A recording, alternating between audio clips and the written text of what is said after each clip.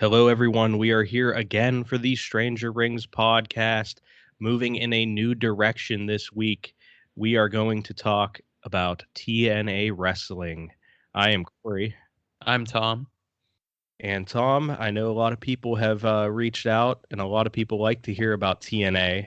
And this was their first episode we're going to talk about today, and it was a doozy, as some people would call it. It was mind-blowing, to say the least, of the show. It was a very mixed bag of a lot of different things. Some good, some bad, some that are just irredeemably bad. Um, but it was fun. There was the good, bad, the awful, the weird. You had a lot put into this one show, and this is the first show the company has put out, and this is on pay-per-view, and they're trying to get people. They're going to do these weekly pay-per-views, and this is what they come out with for the first one. Right. And you think that Jerry Jarrett, of all people, putting in his money, he's the old school Southern wrestling guy. He's supposed to have a very level head for the business, and he had his name attached to this show. And he entered into this marriage with Vince Russo here. Russo was there at this point, right? I'm not entirely sure if he was there for the exact beginning or not. I had trouble finding it. But Ed Ferrara was there, as we'll come to find out. Oh, oh God, Ed Ferrara. Oh man, I had never really seen him on camera except for the JR stuff, and I'm happy I hadn't before Yeah, this. Jesus Christ. Oh man, I am ready to talk about this. I'm not trying to shit on anybody, but Ed Ferrara, man, that was bad.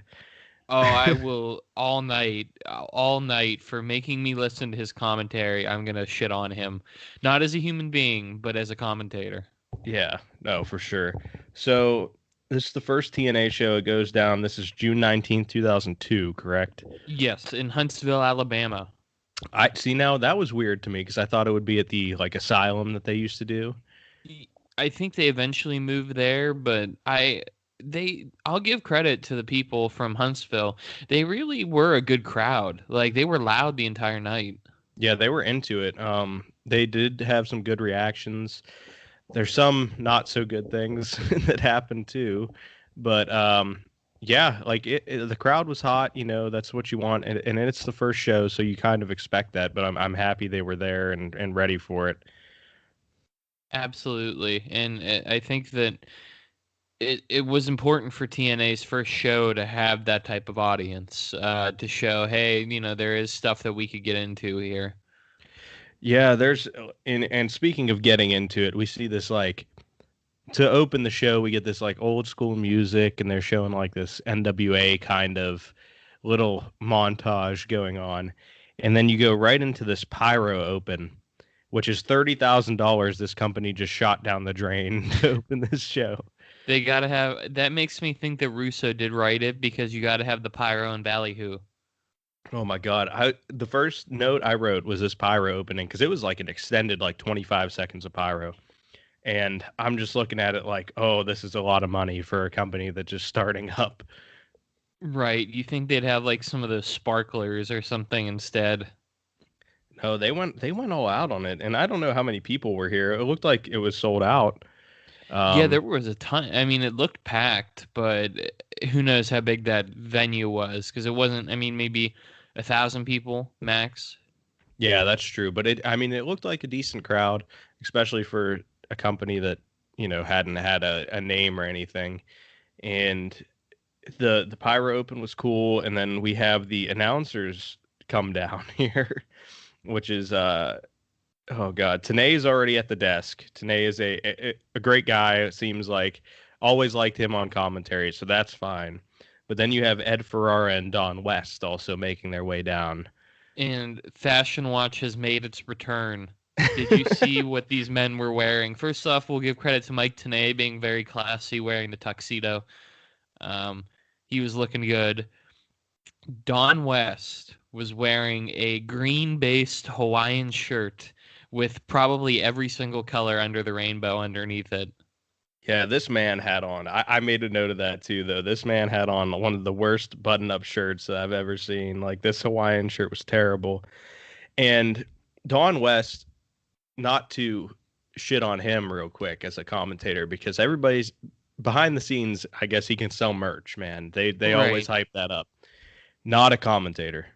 No, and this was, I think, maybe his first wrestling show that he ever commentated, if I'm correct. It might be the first show he had ever been to because it didn't seem like he even knew what moves were happening. He would just scream, "Oh, look at that. Look at this action." Like he was just the most generic like video game commentator. He didn't want to take the shine away from Ed Ferrara. Of course not. And how could you take the shine away from Ed Ferrara with him rocking his like 40-year-old white man dreads? Yeah, so Ed Ferrara with his fashion watch. By the way, he was introduced as one of wrestling's most influential men. Get the fuck out of here. No, I mean the bad influences maybe. Yeah, I mean, if you want to call Russo one of wrestling's most influential men, go ahead, all day. But Ed Ferrara was like his second in command. From what I had heard on some podcasts, is that Ed Ferrara was the guy that walked around with his note with Vince Russo's notebook. Right. Like he is not one of wrestling's most influential men, especially because people don't know who the hell he is. Yeah, and I had only seen him playing the JR parody Same. before, real quick, and I was like, why does this man have dreads? Why does he have dreads? Why is he wearing a leather jacket with a long shirt that looks like shag carpeting?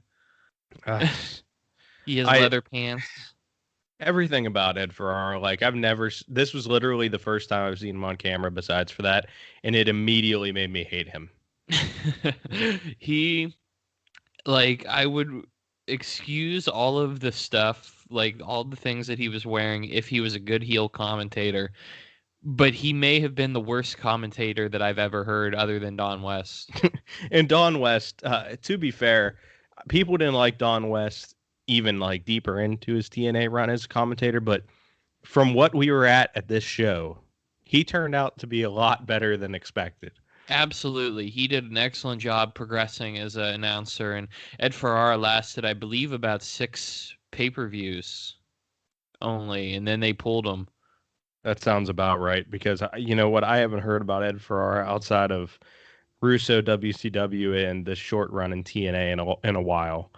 Yeah, and I will give Ed Ferrara the only time that he ever made me laugh as that Oklahoma character was when they did the pinata on a pole match, and which was terrible and shouldn't have happened, but somebody picked the pinata off the pole and he started yelling in his southern accent, "Pinata, pinata, pinata." And that was Jesus. funny. Oh my God. I haven't seen a lot of that. I've just seen like the clips of it. So we're gonna have to cover him as Oklahoma probably at some point. But Yeah, eventually. Well, when we start running out of source material. so after we have the opening, how do you open a show for a new company but having the announcers come out to their own music? Is that you bring Jeremy Borash out, and JB seems like a great guy. Always liked him. Same. And he brings out some NWA legends, and we got some heavy hitters here. We do actually have some heavy hitters, and then we have some people that are not quite as heavy hitters, too. We start out with Handsome Harley Race, and I like that they called him Handsome Harley Race because I don't think under any iteration of Harley Race was he ever handsome. Yeah, I don't remember him being like having a nickname, honestly. No, Like he was I just just remember Harley. him, wasn't he the king at some point, like later in his WWF Yes, he thing? was. But before that, he was just like a tough old dude that beat people up. Like he didn't need a gimmick. He was just Harley. And this is where Ferrara adds his first smartass comment, and he says, "Is Harley wrestling tonight?" And the crowd could not be treated to something like that because instead you have the Johnsons on the pay-per-view. Yes, I would have rather seen Harley step into the ring. Holy shit. Yeah, seriously. We get Dory Funk Jr., and it was nice of him to dress up with his Zubaz on. He just looked like he came off the ranch and was like, "Oh, I got to be at this appearance." Oh, God. He looks a lot like Terry though, obviously. He does. And you know what? I don't know if I'd ever seen really Dory Funk before this. Like I've seen Terry a million times, but Yeah, and I've watched a lot of wrestling, but I've never seen a Dory Funk match, and I'm gonna have to now. yeah, I got to go back. I want to watch Harley Race and Flair also. I haven't seen that. The cage match, Yes. it's very good. I enjoyed myself watching it. Yeah, I've never really seen any Harley because like he was done wrestling by like before the 90s, so it was kind of hard for me to see his stuff. Right. And he was Vader's manager for a while too, and he hung around WCW. I think he had his own independent company as well. But From um, all accounts, supposedly one of the best ever. You know, I can't attest to it because I haven't seen it yet, but I'm going to. It's on the list. right. Shout out to Harley. Shout out to Dory, and shout out to Jackie Fargo. Yeah, another guy I'd never really seen. Jim Cornette talks about how great the Fargos were all the time on his podcast, but that's the only uh, mention I've ever heard of him. Yeah, and here he looked like old man from Pawn Stars. He did. He did. He looked like he could be on one of them reality shows. Like he would either be buying cars or something or flipping houses. I can see it because what he shouldn't have done was get a microphone on this pay-per-view. Yeah, they let him play just the angry old man. Oh, it's funny. Yeah. We got Bullet Bob Armstrong, who looked like in tremendous shape, like he could still be wrestling. Bullet Bob, and then you got the man who's going to be out there later to referee the main event match, Ricky the Dragon Steamboat. Yes, and before that, we had Corsica Joe and Sarah Lee, who I don't believe are real people. Yeah, I didn't know who else those people were, so I just left their names. Yeah, I didn't know who they were, but like you said, and then Bill Behrens, who's the NWA president, was also out. There's yeah, they had a lot of NWA representatives here, and I guess they drop in the storyline here that these men, these older wrestlers, NWA vets, can make amendments to matches here. Yes, and they weren't super clear about it, but it becomes evident pretty soon that that's the case. Yeah, and they give Steamboat the mic, which is kind of weird because Steamboat was never a talker, but he does good in his little speech here. He discusses beating Flair in '89 for the title, and he likens the NWA title to a Super Bowl ring or a World Series title, Stanley Cup, all that good stuff. So Yes. he's really putting over the title. Right, even though the last champion was Dan the Beast Severn, and he was defending it in front of 50 people in like high school gyms, but I loved I like that he was trying to give some value to that belt because it'd been a while since it had any value at all. Yeah, because Severn held it for like years at one Yeah. point. And he brought it to like the WWF randomly when they did that really shitty version of an NWA invasion. Oh my God, I forgot that happened. Yeah, I happened to see it because I think it was right around or not Tough Enough, Brawl for All time when I was watching stuff back, and I was like, wow, Dan Severn's out here and he has the NWA title and no one cares. Poor Dan Severn. He deserved better. Great mustache. Yes, absolutely. I saw him wrestle Filthy Tom Lawler in a match at AIW, and that was interesting because That's a it like treat. 63-year-old Dan Severn. That is a gem right there to see. Just like seeing Mordecai wrestle in 2018 or whatever that was. That was the same night. Yes, that was. Yeah, that was a good time there. Yes. So, Steamboat said, I love how he was bigging up the title, and then Ed Ferrara's like, well, you got to respect his passion. Like, he's like, yeah, this title doesn't mean shit, but at least he's passionate about it. Yeah, it's kind of sad that it went from the 80s, like when this title meant everything, to where it is just like 12 years later.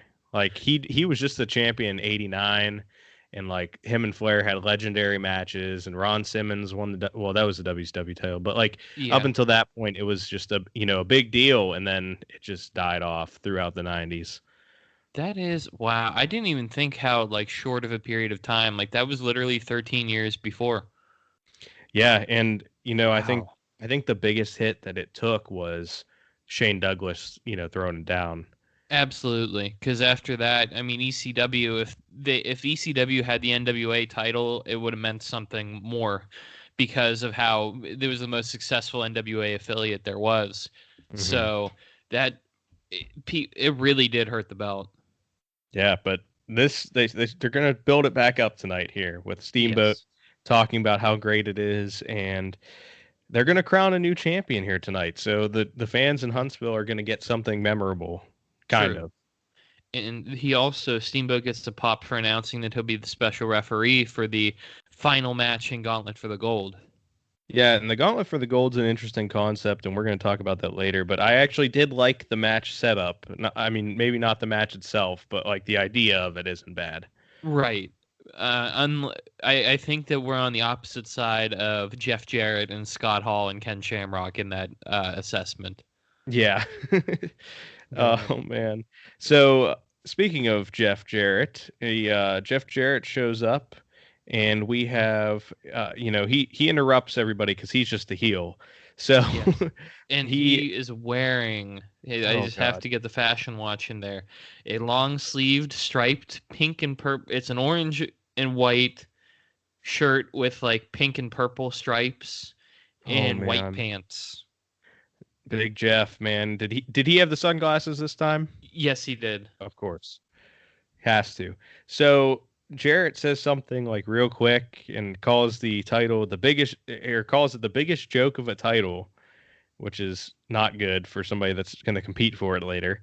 But as soon as he says that and maybe a couple other words, Fargo grabs the mic, which is this is what we paid to see. Yes, and it was right after he said, "Dory, did you win the title in a battle royal back in 1902?" Yeah, yeah, he did. He was getting on them all for being old. Yep, Poor Dory Funk. Jeff Jarrett, very edgy heel. Yes he is. Jeff Jarrett, he always knows how to get some jackass remarks in there though. He does get the heat. So he's talking about how awful the battle royal is, and Fargo grabs the mic and he says, "Jarrett, you can kiss my ass." Just immediately is going after him. I popped for that. I will give Jackie Fargo credit. Good for him, man. And then he just decides he can make decisions for the NWA and puts Jeff Jarrett as the number one entrant in Gauntlet for the Gold tonight. Yes, for which again is good comeuppance for a heel, but like I had issues with how Jeff Jarrett was booked throughout this whole night. Because the booking reminded me of like something that Stone Cold would get. Yeah, I guess so. That makes sense. There's just a lot. They were trying to do so much, I think, in this pay-per-view because they have like these random appearances by Toby Keith, and they have appearances by random ass NASCAR drivers Yeah, later. There's a little person match. Like there's just a lot going on here. there. Yeah, you got women dancing in cages, and That and that threw me off. yeah, that like this was. I, we'll cover that soon enough, but yeah, there was so much happening, and like there's clearly an identity crisis because they want to honor tradition, and they have these old wrestlers out here, and then they do the stuff that they do later in the episode.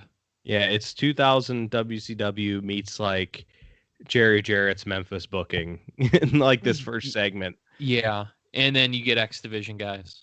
Yeah, it's wild. But so after Fargo makes Jeff Jarrett the number one entrant, Shamrock shows up. Ken Shamrock is here, and he has a mic, and he agrees with Jeff Jarrett that the Battle Royal sucks. The top baby face, like your next guy, presumable champion, because they're the two of the three biggest stars in the company, and you got him burying the match selection by the NWA Championship Committee. He's like, Jeff, let me tell you, I don't like you, but this fucking sucks. But and then he's like, you can't beat me though. Yeah. Like it's just so weird. And then after Shamrock says his like two lines, he's a man of very few words. We see Scott Hall in the crowd, which is a big get for NWA TNA here in the first show. Yeah, and it was an absolutely huge pop as well for that. It might one of the biggest of the night. Oh yeah, for sure. And Scott Hall, man, he just oozes charisma. Just no matter what, shape he's in or how good his, life's going, he's going to get a reaction because he's just so damn charismatic. Yes, I don't know if you've ever seen it, but he was in ECW for a very short period of time after WCW fired him, and they showed like he came out to like a Fugees song of all things, and nobody knew who it was, and he walked through the curtain, and it was one of the loudest pops I've ever heard. Where did you say this was? It was an ECW show. I'm not sure Oh, where. okay. Yeah, yeah. There was a lot of random people that had a quick like cup of coffee there. Like Sid was there. Sid, yes, Dusty Rhodes was there for a minute. yes, ECW, man, no matter what they did, see, they were able to incorporate these legendary figures and make them feel special. Something that I think TNA struggled to do. Yeah, for sure. But Scott Hall, man, one of my favorites on the mic. He is out there in the crowd and he just he has to drop it. He just, hey yo. Big pop. Loved it. I love how two words could be so damn over with the crowd. And it's just a greeting. Yeah, he doesn't even say anything. He's just saying hello. And they love it. And then Scott Hall tells Jeff Jarrett to stick it.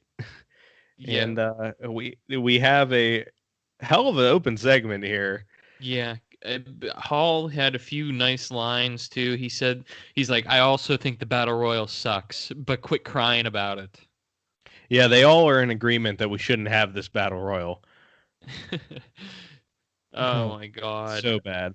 Yeah, but he also said, I don't know if it's 18 or 19 people you got to kick out, but you should just worry about one. Oh man, the bad guy. Bad guy was not really good at doing his fractions. No. So this is all building up that we're going to have this big 20-man over the top rope uh, gauntlet for the gold later tonight. And then, of course, after a segment like this, you go right to an interviewer with the Psycho Dwarf. Oh man, yeah, Goldilocks was with the original midget killer, otherwise known as Puppet. So, timeout. Who is Goldilocks? Anybody that matters? Like, was she anything else? Because I've never seen her. The funny thing is, I followed a podcast. I believe it's called the Cross the Line podcast, and it does a bunch of TNA shows, like from the beginning, actually. Okay. And they just did an interview with her, and I haven't had a chance to check it out yet. It's the TNA Cross the Line podcast. But new episode every Friday. Shout out to them. I'll retweet their link, but I believe they did an interview with Goldilocks. Oh, really? Yeah. See, it's weird because like there's some people on the show that I've just never seen before, and she was one of them. And I was like, was she, some kind of wrestler? Was she anything really, or what? Because she was like the only interviewer they had, but she got put in some bad spots in this show. Yeah, she was forced to, and you could tell she was kind of green too, but she was forced to do a lot on this show. Something that they probably should have given to a more seasoned veteran, I guess. Yeah, she just bad position here. So she starts the show with this psycho dwarf guy person. I don't really know why he was there because was he in the match after this? He was not. That I see. I don't understand that. I didn't think he was, but whatever. They're building the little people's division. They are. And he says that they should start the show with midgets because they are the stars of this country. Of this country, yes. They are the stars. Of this entire country. There's no such thing as, movie stars or musicians. Like Eminem was real big at this time. Forget him. It's all about the little people. Yeah, you got Eminem and like I don't know who's the biggest pop star at this time, like Alicia Keys or some bullshit. J-Lo. Britney Spears, like all those kind of people. J-Lo.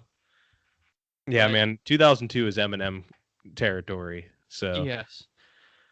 But Jarrett interrupts this after the the Psycho Dwarf guy, yells a little bit, and Jarrett's like kicking shit over. And then we immediately cut from this backstage segment to women in cages dancing in scantily clad clothing. This aged, I don't even know if it aged poorly, but it might have just been in poor taste then. It might have been, because I don't think I've ever seen another wrestling show that had women in cages dancing. Yeah, to think how far they came in 5 years, where they became like the pioneer of women's wrestling in America. Yeah, because TNA had some really good, tag team and women's wrestling. Very good stuff for TNA, usually throughout. Right. Like with Gail Kim and Awesome Kong, always getting cited as the two most progressive. But they also had, ODB, Roxy Laveau, the Beautiful People, and all of them did an excellent job. But yeah, you had like Taylor, or was it Taylor Wilde, and then you had yeah, Victoria Taylor come Wilde. in. Oh my God, yeah. A lot of good. Mickey James was there in 2010. Like a lot of good women's wrestling here, and Mickey James was also here on this night in a little bit too. Yes, she was. That was surprising to me. It was, and she looked very young. She must have been like 20 at that point. Yeah, like I said, that was a big surprise. We'll get to that one soon, but we first have to get to the best match of the night, the opener. The inaugural TNA match. And you start it with three of the best wrestlers in the world at the time on one side. You have Jerry Lynn, AJ Styles, and Low Key as one team, that is a great team right there. Yes, it is. Can you imagine if they got like Christopher Daniels, Bryan Danielson, and like somebody else, Kid Cash or somebody to wrestle like on the other side? Or anybody. Yeah, like instead, what we get is one of the most iconic things, and something that I already tweeted out a few weeks ago: the Flying Elvis impersonators. Yep, the Flying Elvis impersonators. That's what you fucking open the first match of your new company with. You have three of the greatest wrestlers in the world, and then a fucking circus sideshow of Elvis impersonators. And you can tell that they do not want to be Elvis impersonators either. We got Jimmy Yang, Sonny Siaki, and Jorge Estrada, who all end up being parts of the X Division, if my memory serves me correctly. It sounds right. The first note I have about this is, why the fuck was Elvis brought into this? Because they're not even in Memphis. And none of them are from Memphis. No, I don't know where this came up. Like, and I think they continued with it for a few shows too. Yeah, and you know what? Sonny Siaki looked like a star. He did, and I love that the other two were trying to play it up in the entrance. Like Jimmy Yang was getting really into it with his strutting and he's sneering and everything. Sonny Siaki just walks down to the ring and like high fives a few fans. Like he's not having it. He wasn't having it at all. He was pissed that he had this ridiculous ass gimmick, and Elvis probably he rolled over multiple times in his grave. We don't know. He might have rolled back to the right position during this. Or not, because Elvis is still alive. Spoiler alert. That's true. He was probably at the show enjoying it. Yeah, he was probably like, Jesus, this is terrible. Bring out Jerry Lawler. But, oh, God. So, for some reason, the Elvises come down to the ring here, and the face team of Styles, Loki, and Lynn offer a handshake to them because they are nice people. Yes. It's a good way to get the baby faces over, because all the Elvi, I should say, since there's multiple, they do the heel thing of kicking their opponents in the gut, but they receive drop kicks and a beautiful Hurricane Rana by AJ Styles, and then multiple dives. This match was just like fucking pedal to the metal, like from the get-go, and the action was great. And this is minus the Elvis gimmick. This would have been the way to start the company off with their first match. Yes, like if they would have just started maybe with a short introduction of the announcers and then they kick off to the first match, I think that would have been beautiful. Yeah, and I mean, this whole match, there's just like a lot of crazy stuff happening, and you get Don West reacting to it by just screaming in his microphone, which is, I mean, probably the way I would react to this if I was on the mic. But man, Why would you put Don West in such a position not to succeed? Yeah, and you got Ed Ferrara who can't call moves either. So you got Mike Tenay like doing it all by himself. He's just having a monologue through the whole show. Like not one other person knows a fucking move. So, yeah, it's poor Mike Tenay working overtime. Yeah, he did. I mean, he had to do that for years with Don West, but at least Don West started adding some color eventually to his commentary. But Yeah. there, I'll tell you, Jimmy Yang really impressed me in this match where he went toe to toe with Lynn and AJ Styles, and it looked like he belonged. Yeah, Jimmy Yang always has been a good performer, just never got his due. He in this match here, there's just so much happening. Like Yang gets hit with the tornado DDT and just no sells it and stands like and goes into a kick, like crazy stuff. And I mean, Siaki held his own. Jorge Estrada did almost kill somebody at one point in this match, but I think was it him? Well, That- Siaki had the Simone drop on Loki and almost killed him. Yes, that's what it was. So throughout this, I'm trying to think of what the highlights were after watching this, but there's a lot of good, flying kicks. Loki hits some mean kicks to Estrada throughout it. Um, AJ does his backflip into the inverted DDT that looked amazing.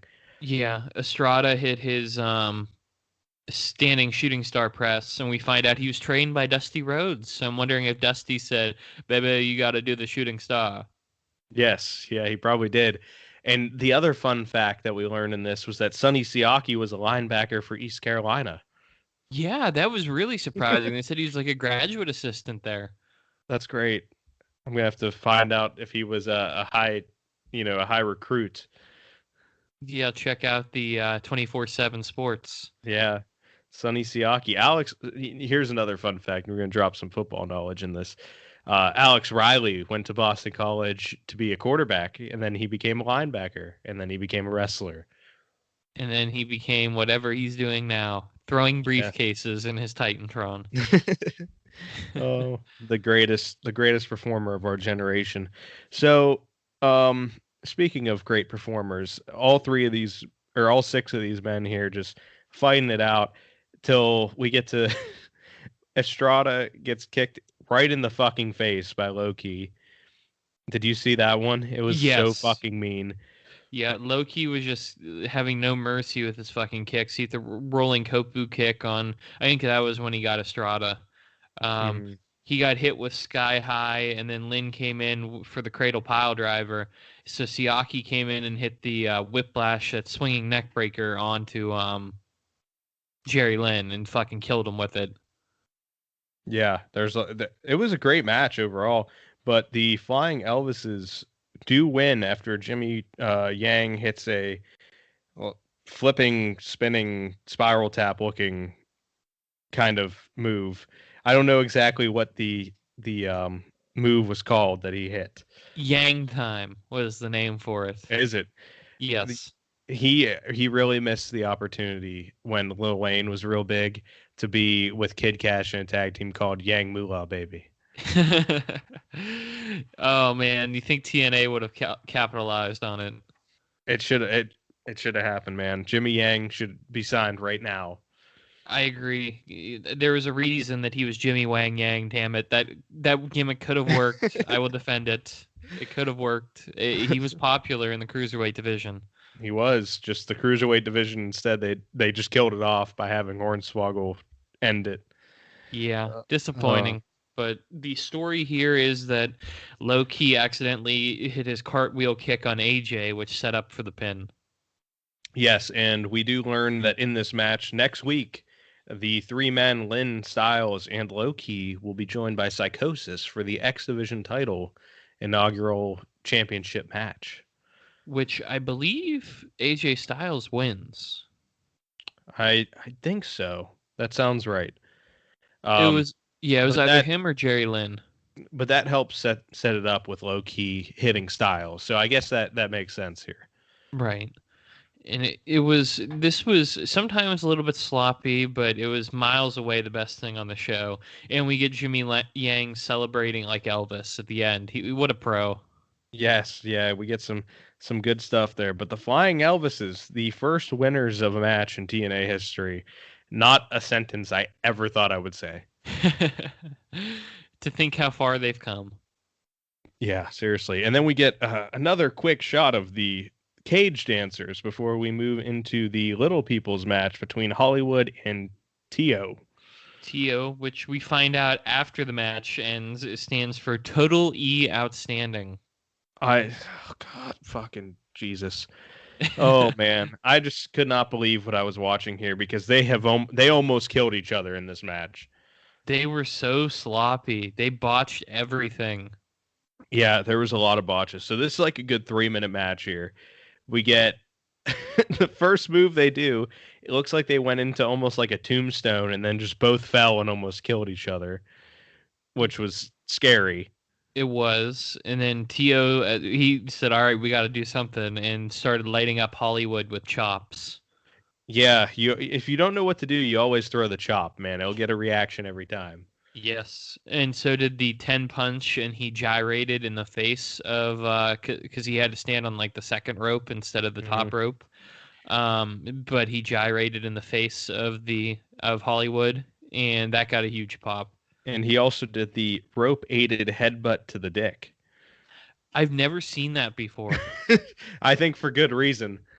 It's so dangerous. Oh my God. But they worked hard. I will give them credit for working hard, but it was just so sloppy. They did. And then I don't know which one it was because I've never seen either of these men wrestle, but one of them hit a frog splash for a 2 count. And then they botched an Irish whip. And then somehow Hollywood ended up down and got hit with a very bad flipping elbow swanton by Tio for the end.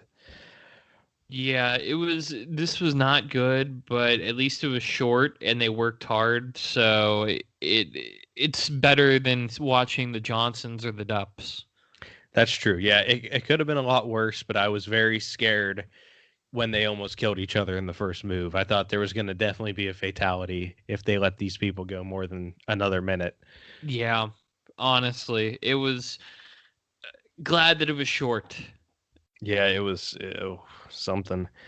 But after this, another interesting idea here is Ferrara and Dawn West making their way to the ring.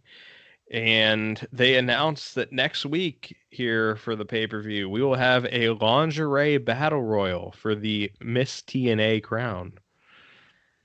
Oh my gosh, with very 2002. Very, very, yeah. And we can't just yell at them because WWE was doing it too. Right. Oh yeah, this was just a problem in wrestling, and WWA was doing it. The World Wrestling All Stars. Yeah, everybody was doing it this time. Female sexuality really big in 2002 wrestling. Yeah. So we get a few people that are just like generic models, and then a few that are actually like have been involved in wrestling. So like we get Francine coming out, who is probably the most famous out of all the women there, other than Daphne. Mm-hmm. But she was part of ECW, of course, as Shane Douglas's manager, Tommy Dreamer's manager, Justin Credible's manager, like, very famous. Everyone's manager. Yeah, she managed everybody. Great heel. Miss Joni, whoever that is. Yeah, I don't know who that is. Then there was just some woman named Shannon. That was Daphne. Oh, okay. I didn't. They were just like, it's Shannon, and I was like, am I supposed to know who the fuck she is? And I obviously I didn't. Jeremy Borash was awful in these segments where he had to introduce multiple people because he was like way too quick, and the camera would be cutting away to somebody else, and then like it was just so confusing. But Shannon, I was gonna say Don West. He said, as known in from the ECW, I meant the WCW. Shannon. Oh God. So Oh, Don West. He doesn't even know what he's saying. he's just very enthusiastic. He's happy to be there. Yeah, he did have enthusiasm, so I'll give him that. Let's see who else we get that mattered here. Elektra from ECW, Yeah, Alexis Lurie, who is also known as Mickey James. who was like 20 here and still probably the best women's wrestler they had in the company. Absolutely. And I think those are really the only ones. Is there any other ones that were notable? Taylor Vaughn, because she actually wins the match next week. Does I she? I think. don't know. I don't know who she is. I So. don't know who she is either, but I know that she became Miss TNA. Oh man, that's great. But in this little segment here, you got to get your cat fight in.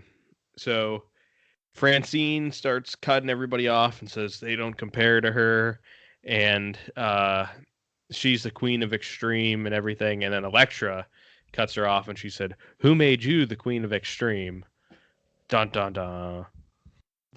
Drama, and we have two people in New York accents screaming at each other, which is always fun. It is. It is. It's always I just entertaining. I just wish they would have got Vince Russo involved. Bro, let them fight. Oh man. Oh So, my god. So Francine and Elektra, they're getting the good old ECW cat fight in there. And Francine rips Elektra's top.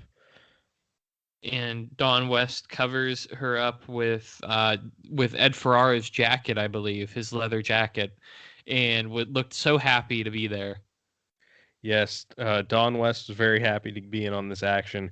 He with the quick save there, so that there was no cleavage on TV. I don't even know what to say. This is just ridiculous. Yeah, it aged poorly, but Francine at least was miles ahead of everybody else on the microphone, and that's why they let her speak. Yes, yes. Francine played her part well, and she said that she's going to be Miss TNA next week as she made her way out of there. And then we go back to Goldilocks in the back with Mortimer Plumtree. What a name! What What a the fuck? fucking name! My God. So I've never heard of Mortimer Plumtree, but he actually wasn't that bad of a promo. No, I thought it was. I thought there was going to be some kind of like he was going to bring out Abyss or somebody the way he was talking about. He was really, bringing up that this tag team he had used to bully him, and it was a good backstory for a very bad payoff. It was, like he said, like they were once his tormentors, but now he has complete control over them, including what they wear.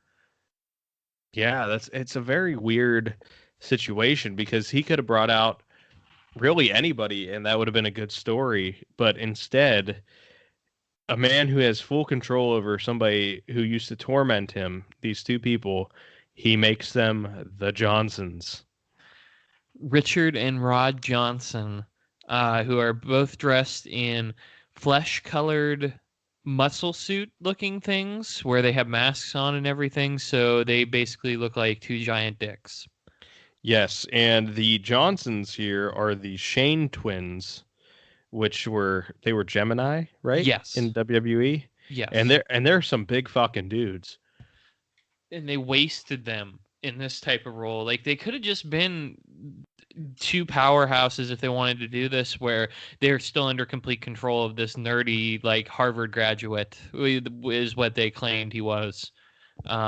He didn't go to Yale like Dr. Dan. No, he didn't. He wasn't good enough to get into Yale. Only true winners like Dr. Dan get in there. But this whole team and the whole backstory could have been great. They just had to do a dick joke instead. Yeah, that has Vince Russo written all over it. We don't know if he was in on this, but it does, or it has Ed yeah, Ferrara written all over it. Ferrara's cut from the same cloth, so one of those two were in on this.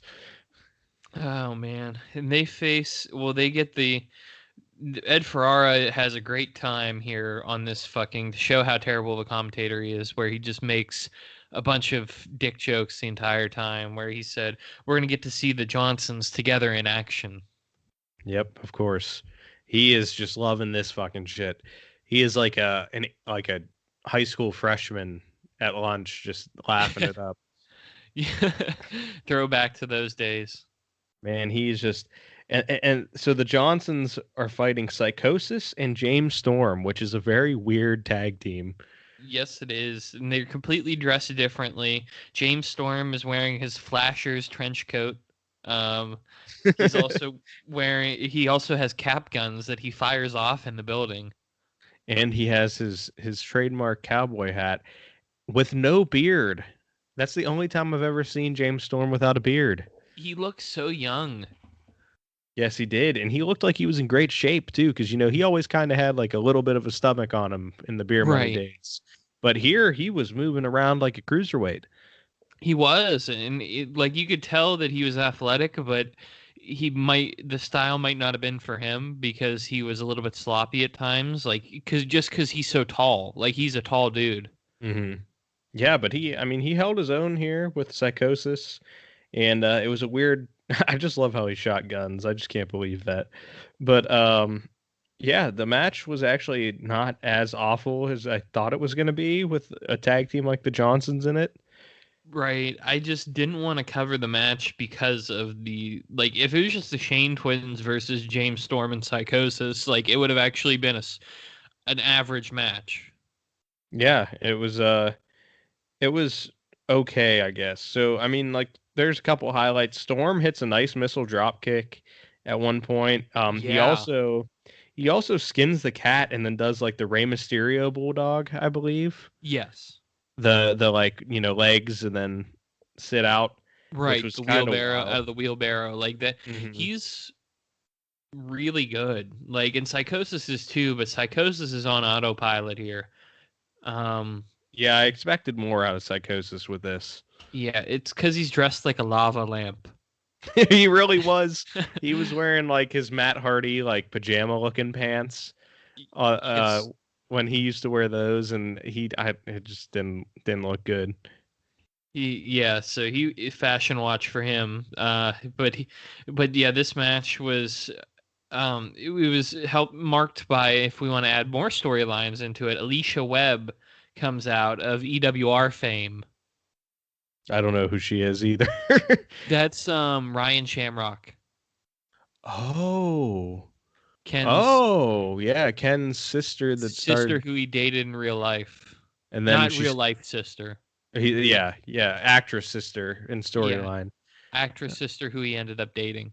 But she comes out. She's also famous on EWR for having very high charisma stats. So she's always like the manager to watch. Oh man, I never thought about that. But she ended up having that entanglement with Val Venus I back love in the the day. term. But so she's out here, and for some reason, this whole match keeps going. We have a sit out face buster by Psychosis. The Shane twins hit like these nasty like head hooked suplexes. Yeah, those were nice. Yeah, they were nice, and then like Psychosis and Storm just no sold it and got up to the next spot. Yeah. As Ed Ferrara, or not Ed Ferrara, Don West said, they're built like fire hydrants, rock solid. Oh God. my God, I heard that too. I was like, what the fuck? But God. yeah, so it ends up that the Johnsons win this, which I don't like saying, but we get a little storyline here where Alicia Webb is given money by Slick Rick. Or what was it? Is his name Mark. Slick? What? Slick Mark Johnson is his name, but Mark Slick Johnson, Johnson. Slick Rick, Slick Johnson. Sli- There's a lot of Johnsons happening here. Was he allowed to officiate this with his brothers? Oh my Oh God. my God. See, they should have just shaved their heads and then they would have given them the Johnson name, shaved their heads, and then like they could be related with Mark Johnson as their brother. I like how I said Slick Rick. I made him into a fucking rapper. Oh my God, Slick Johnson. For some reason, I didn't. I thought he had another name with it, but he's just Slick Johnson. Was he wearing the shorts here? No, not yet. Damn. But Slick Johnson gives money to Alicia Webb for some unknown reason. I would like to find out what that was because that was really interesting, actually. It was. That's. Are we going with Slick Johnson having a gambling addiction? That would be my guess, that she's running a gambling ring on all the matches, which would be an awesome gimmick. Yeah, it actually would be, but we don't know what happened. So if anybody knows, let us know. Yes, absolutely. This match was embarrassed me to be a wrestling fan. Not the match itself, but just the content. Yes, it did. Okay, so we are back in the backstage area now with Goldilocks again, and she has the Dups there, which are a quite the gimmick. Yeah, it's the redneck gimmick, but really, really ham-fisted. Not just like, okay, well, they're two rednecks ready to beat people up. It's like the Deliverance hillbillies. Yes, and we are led to believe that Bo and is it Bo and Stan? Yes. Bo and Stan Dupp here of Trevor Murdoch fame. They are in a relationship with a woman that is also their cousin. So we have some incest here on the episode. Tough scene. My God, what the fuck is going on here? Exactly. And then they're like drinking beer and some random official comes in. He's like, "You can't drink beer back here. We can't have any intoxicated wrestlers." And they were like, "Who gets drunk off beer?" That was a good line. I'll give them credit for that. But It was. It was. And that, so that's pretty much it for them, but God. yeah, then we get because we'll have more to cover of the Dups later in the show. Yes, we will. Here we have the announcement that two race car drivers, Hermie Sattler and Sterling Marlin, which is an awesome name. Yes, they are. Oh God, I don't know who any of these people are because, in my opinion, NASCAR is not a sport. I But will agree with that. If you're a fan of NASCAR and listening to the podcast, good for we have no issue with that. We're just not fans. I just can't watch it. I don't Yeah, I know. can't do it. It just too much. I don't watch hockey either, so it's not just NASCAR. Fair. But we have them out here with Jeremy Borash, and I guess Sterling Marlin is the leader of the Cup Series right now in 2002. And they are doing like a couple questions about NASCAR before they are interrupted by K Crush, who is now known as R-Truth. And I was so happy to see Ron Killings here because I just I don't want to see an actual interview. It's not like, how are you liking the show tonight, Sterling? It was like, so you're the Cup's points leader. How do you feel about that? It's like I don't want to see any. It's like I don't want to see Toby Keith talk about his music video. I don't want to see Sterling Martin talk about his NASCAR stuff. I want to see them talk about wrestling if they talk at all. Yes, and the first two questions here are actual just NASCAR like breakdown questions, like it was a post race interview, and they're in Alabama, so I mean people do love NASCAR out there. People were happy to see these guys, but not what you really need on a wrestling show for a national audience. Right. Yeah, it's like you said, especially it's a national audience that they're hoping for. It really shouldn't be something that they're doing. And this is a segment that doesn't age well here. This is Yeah. this is something. You have the two white guys that are the NASCAR drivers, and R-Truth is out here to say that he's an athlete and drivers aren't, which I agree, but Yeah. but And not he's not trying to get anybody fired up, but I agree. yeah, and it's I think with Ron Killings, like his gimmick is, which it worked, like he played a really good character, is angry black man was his character. Hmm. And it got heat. It really did, and he ends up winning the NWA World Title twice because of it. But he says, "My kind are athletes. My kind, we dunk basketballs, we throw touchdowns." He said, "We do arm drops," which I didn't know was a wrestling move. Yeah, he is hyping up the athletic prowess of his people, which I completely understand. And Ron Killings, man, a complete athlete himself, dude. How he spins on that on the scissor kicks is ridiculous. Oh, he's a great athlete. Like, it's too bad that he's so good at comedy because, like, he could legitimately be a top guy. Yeah, and when they made him, remember when they turned him heel because he smoked a cigarette? That was great. I was all in for that, dude, man. He was and then his crazy stuff was good too, but then it became a comedy act.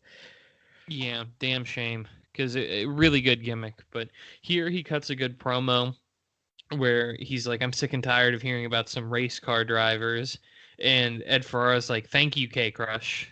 Yes, Ed Ferrara, the one thing I agreed with him on this show about, and he R-Truth does throw out this line about how all they do is drive and make left turns over and over, which is, the ultimate disrespect to NASCAR. Yeah, So, absolutely. He said, "My so it was grandmama out could there. do what you do."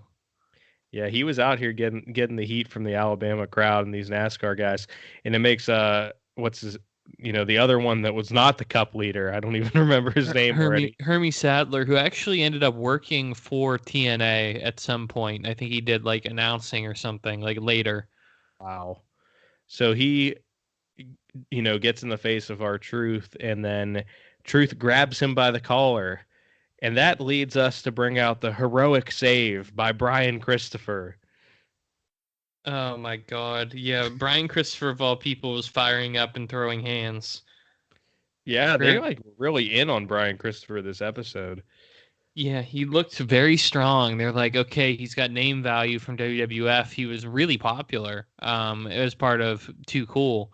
So let's really push him. And plus, he's Jerry Lawler's son. So he's got that second generation stuff going on. Yeah, and Christopher comes out here, saves the drivers, and the drivers throw out R-Truth, and then Christopher makes the challenge for next week's episode that he wants Christopher wants R-Truth to fight him next week, and Truth accepts. Yes, this was a good segment here. I enjoyed this. It wasn't bad, yeah, except for the NASCAR stuff at the Yeah, at the beginning, like it was beginning, cool. yeah, if it was more like, "Hey Sterling, how do you like the show tonight?" and then he's like, "Oh man, these guys are great athletes," like that would be fine. Yeah, it was just like, why are we talking about the point series right now? Right. Like, I mean, I'm a baseball fan, but like if they had somebody like a minor baseball player on and they're like, "So how are the Yankees doing this year?" Like I wouldn't really want to see that on a wrestling show. That's not why I'm watching it. Yeah, exactly. You don't, if a wrestler somehow got interviewed on an NFL or a baseball game, they're not going to be like, "So, are you ready to fight Randy Orton for the world title?" Like they're it's not what's going to be. So, I don't know why we do that here for this NASCAR stuff. Yeah, and I think it was good to get the crowd going, and it really put over K Crush as a good heel. I'm surprised that they didn't have him look better in the Battle Royal as a result. That's true. Yeah, that was kind of a missed opportunity. But here we have a quick backstage segment of Jeff Jarrett trying to choke Jackie Fargo to death. So that's always good. Whenever you get attempted murder on your show, as we've seen with these last couple Attitude Era episodes, it always adds the ratings. It does, and especially when it's only in a 10-second format where it's just like he's choking him, he gets pulled off, and then they cut away. Yeah, so Jeff Jarrett here getting another segment, and that brings out a tag team match between the Dups and York and Christian York and Joey Matthews, aka Joey Mercury. Yeah, and I wrote tough scene down next to it because it's just a match that I'm not interested in. I don't want to see the Dups wrestle, even though Trevor Murdoch is my boy. He's the Husky hero, Trevor Murdoch. Yes, but he's not. As we were talking about before it started, he's not even husky here. So like, what are we doing? Yeah, he need to put on like 30 pounds of beer weight for Yep, and this. then he'll look like because he actually doesn't look like a wrestler at this point. Like when he's a little bit bigger, he looked like he could still throw down. Like he's that guy in the corner of the bar you don't want to mess with. Yeah, exactly. Here he just kind of, I don't know, he doesn't look the part yet, but he was also probably pretty young at this point. Yeah, he had to have been real young because I think this was his first real gimmick in the business. Yeah, that makes sense. But York and Matthews, a pretty good tag team. Like they showed up in ECW right before it closed. A decent indie team for the time. So that was cool to see them. And it's really cool because Christian York comes back like later in like 2011 to TNA. Yeah, he had a match with Jeff Hardy, I think, or Rob Van Dam. It was one of the two. Well, I think he won like one of the gut checks. Like he was one of the first gut check guys Yeah, to get brought back, and then he would randomly get put in these matches, but he was never bad, and he had a cool like look with like the like dreads and stuff. So I mean, he was a good little like mid card act there for a minute. I always enjoyed seeing him in the later TNA stuff. right. And Joey Matthews, we know how good he is for what he's done as part of M&M, J&J Security. Like he's a good worker. Yeah, very good. And I wonder if like if York would have got brought into WWE with him, they could have been a pretty decent tag team, I think, but it wasn't in the cards. Yeah, and I think the tough thing that York and Matthews are like high flyers that don't fly. So Hmm. that's the tough thing about this because I was expecting them to hit more high spots and they didn't. Yeah. So it was disappointing. Yeah, York, he really filled out by the second time he came back to TNA, where he could do a little bit of the flying stuff, but like still looked like he could do his power moves. And Right. here, I think they were just both so young that it was a weird spot for them to be in. Absolutely. And especially because they were probably the ring generals of this match because they were in ECW and stuff. So they're the ones that were leading. Hmm. Yeah, So, but yeah, you get just a little kind of generic tag match here. Um, there was a double flapjack where Matthews was up super high in the air. And York also hit the longest yard drop kick where he put one foot on each guy. oh yeah, I did enjoy that. The longest yard drop kick from the kickoff. So if anybody watches that movie back, you can see somebody on the kickoff gets hit with one of those. We're hyping it up. We're gonna have to do it eventually. We're gonna have to do the longest yard as an episode. Yeah, it's gonna have to be. There's enough wrestlers in there. True. You got Stone Cold, Goldberg, Bill Kevin Nash, Romanowski, Kevin Nash. Bill Romanowski's not a wrestler, but he looks like he's gonna be but a he's wrestler. insane. Yeah, he should have been. Yeah. Who else is? You got Great Kali. Khali and I think Bob Sapp Bob Sapp. So we got 5 wrestlers in the movie. That's good enough for me. and Nelly. Man, anytime Nelly's in a movie, I'm in. Yep.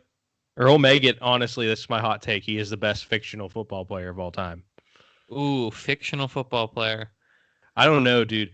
Either him or Thad Castle, if anybody's watched Blue Mountain State. Steamin' Willie Beeman from Any Given Sunday will give them a run for their money. That was Ooh, Jamie Foxx's character. if Earl Meggett doesn't get his knees taken out, the sky's the limit for him in the prison league. He might have been the best running back there was. That's true. That he might be the best running back. But, regardless, great movie. Everybody, anytime Longest Yard's on TV, you got to sit down and watch it. For real. I watched the end of it the other day. Yeah, And I saw the beginning the other day when they were recruiting Khali and Goldberg. love it. What a great movie. So, speaking of a great movie here, we get the Toby Keith music video after the Dups.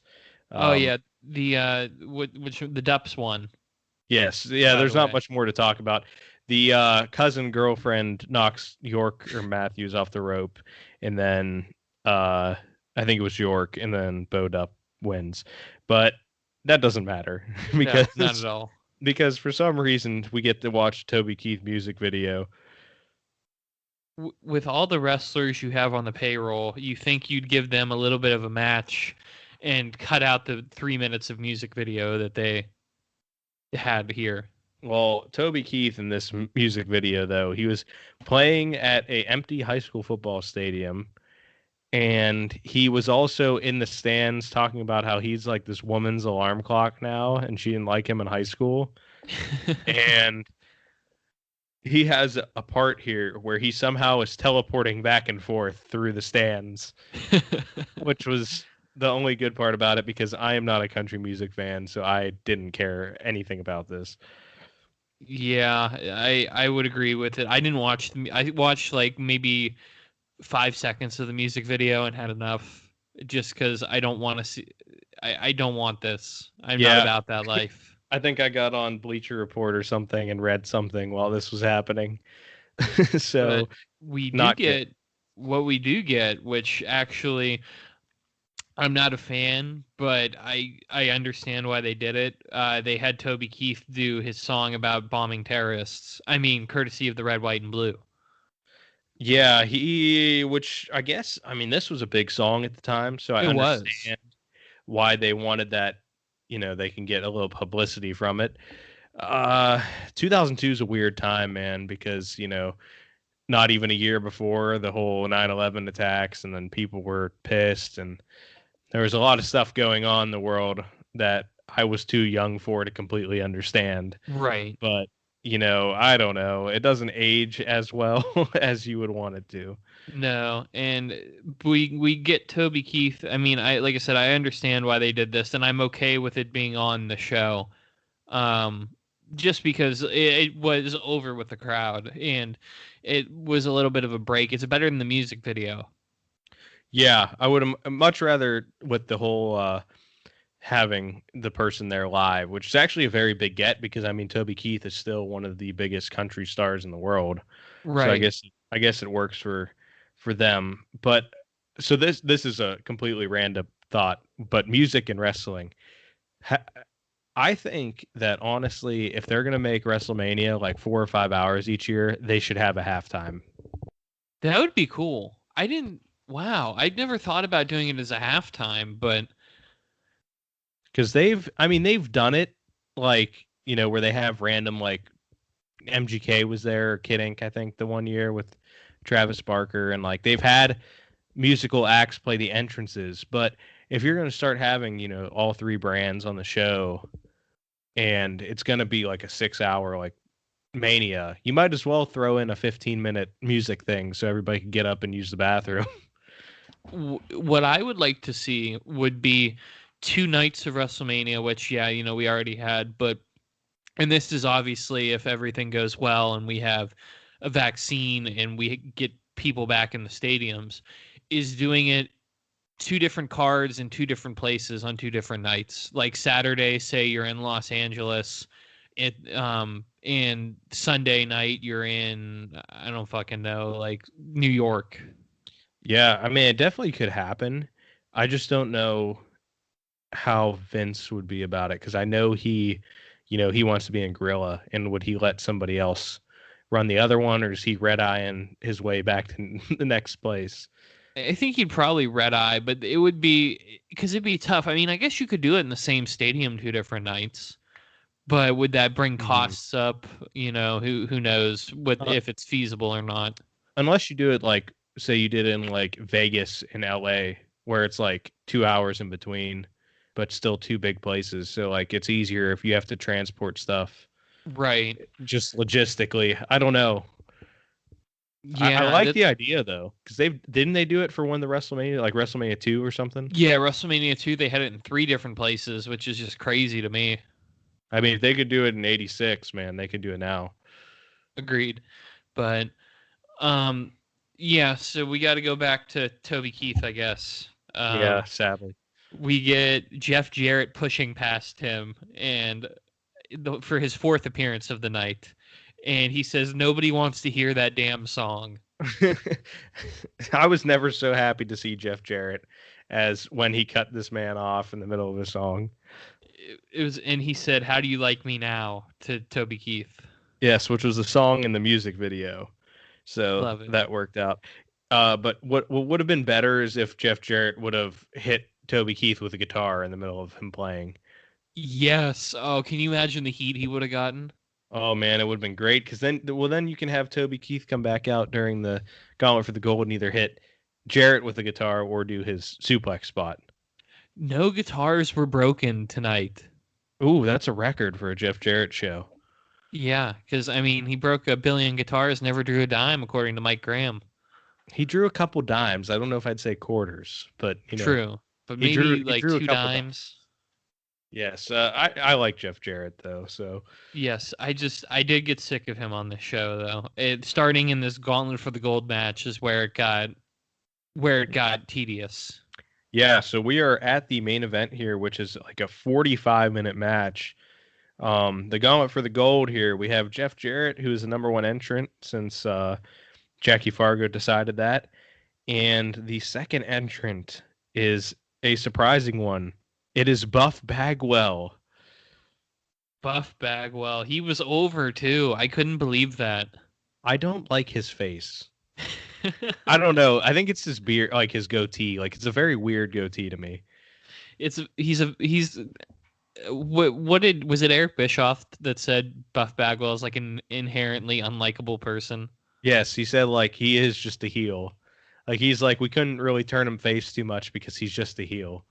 Yep. I mean, I don't know. He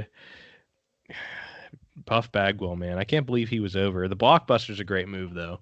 It was, and he ends up hitting it on Jeff Jarrett, and only like he's about to throw Jeff out, but then gets backdropped over the ropes, and I was very happy to see that.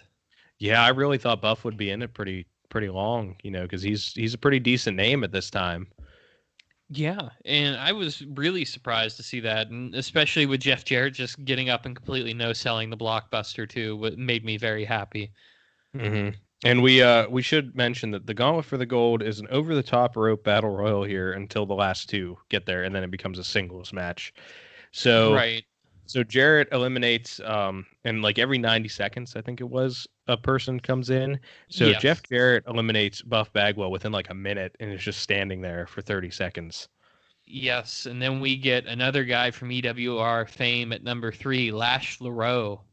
Mm-hmm. Never seen anything with him, but he looks kind of ridiculous. Yeah, he was oh my god, he looked like a geek.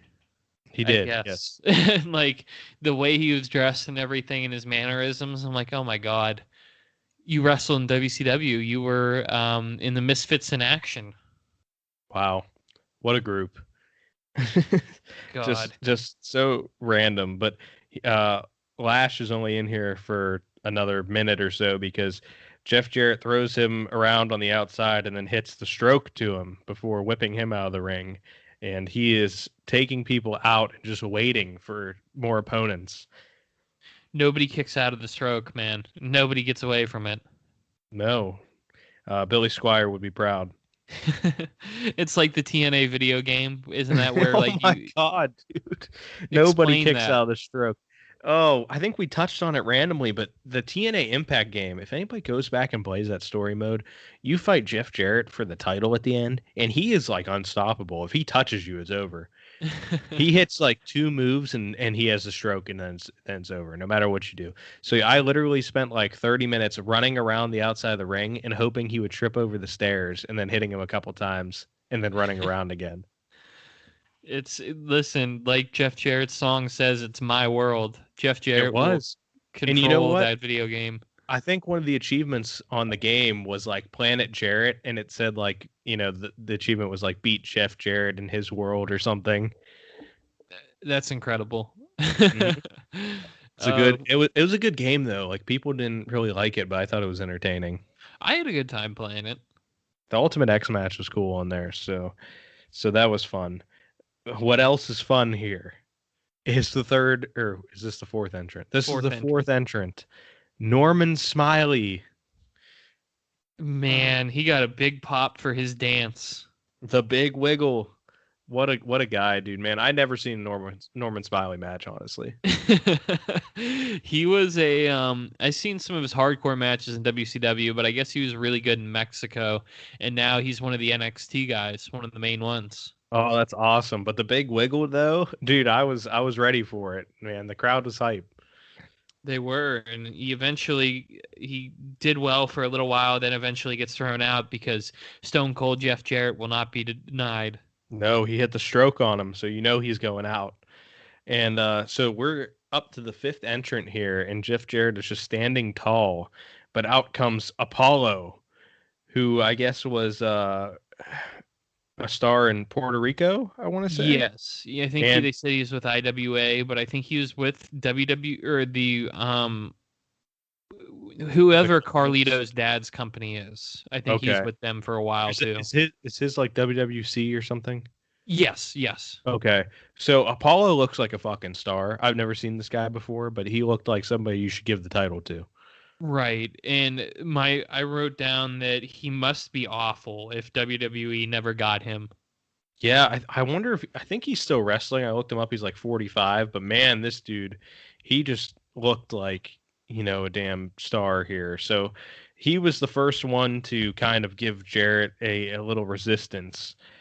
So after that, we start getting the ring to fill up. So Jeff Jarrett's reign of terror is over for the time being. Yes. We get next up is K Crush at number 6. He comes in after Apollo hits some awful clotheslines and stomps on Jeff Jarrett. But K Crush is out there and he hits his awesome scissors kick on Apollo where he hits the scissors kick and then does a spin.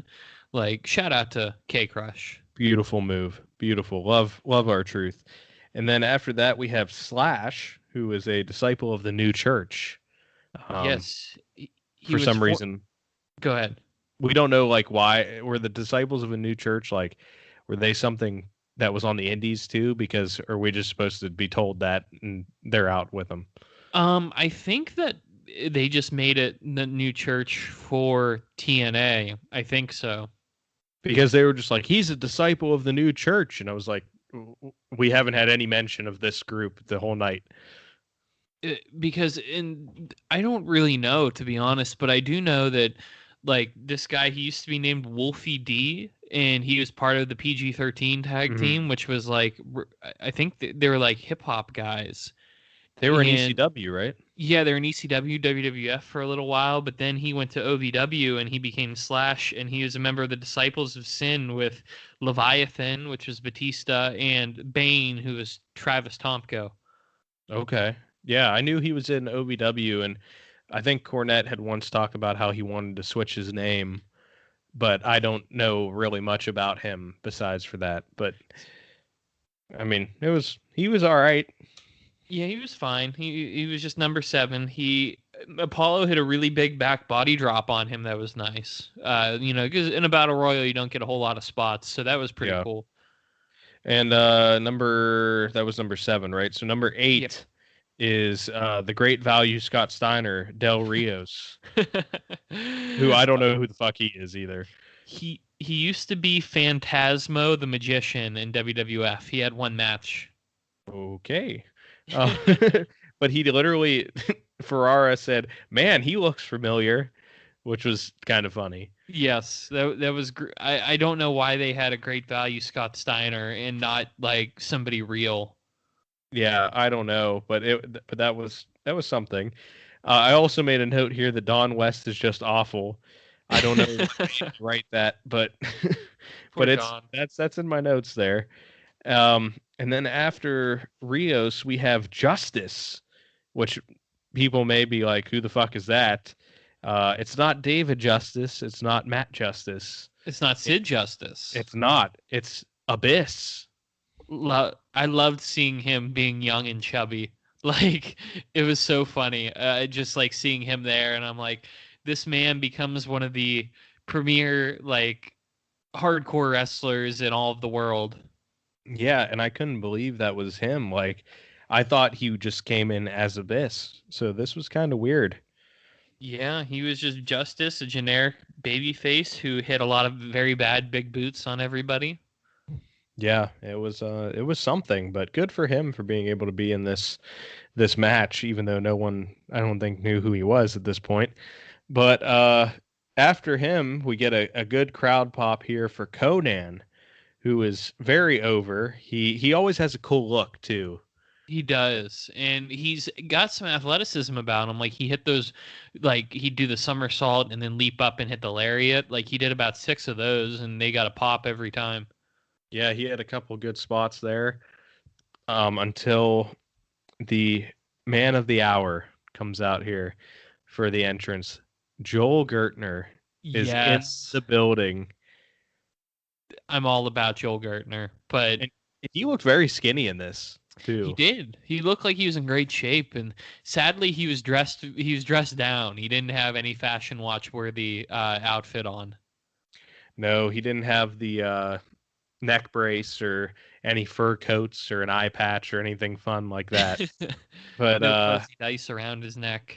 no, he didn't have a lay, nothing. But we have him bringing out Bruce from the Rainbow Express, which I don't really know who these people are.